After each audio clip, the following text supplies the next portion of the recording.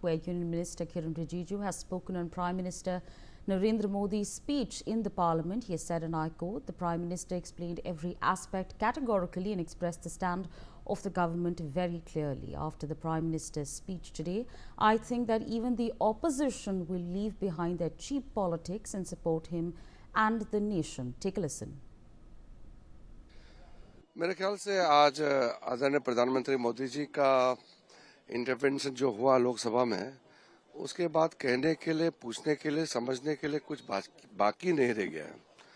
प्रधानमंत्री जी ने हर एक चीज को बहुत अच्छी तरह से समझाया और सरकार का मंशा को भी जताया और भारत पहले के मुकाबले में कितना मजबूत राष्ट्र के रूप में उभर के आ चुके हैं, ये भी बता दिया है।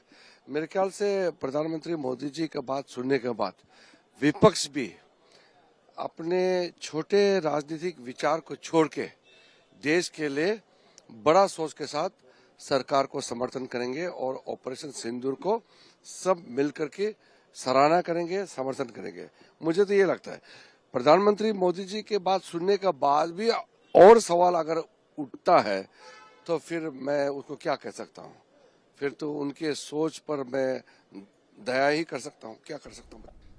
Brian continues to be with us on the broadcast. Brian, of course, Union Minister Kiren Rijiju has made it clear that the Prime Minister has answered all the questions. The big, of course, focus is, have all the questions of the opposition been answered according to them? What exactly is the sentiment over there? Well, clearly, Minister of Parliamentary Affairs Kiren Rijiju has reacted also to the Prime Minister's speech and said that the Prime Minister addressed every issue in a detailed and categorical manner, clearly stating the government's position. And even yesterday itself, the Prime Minister spoke for over 1.5 hours. Now, even said that after yesterday's speech, he believes that even the opposition should rise above petty politics and stand with the Prime Minister and the nation, and said that if they still have doubts or continue to raise questions, that then he can only express regret. And he also goes on to say that it is nothing but unfortunate.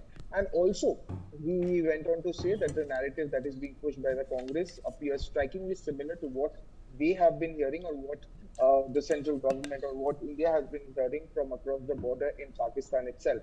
Asavi.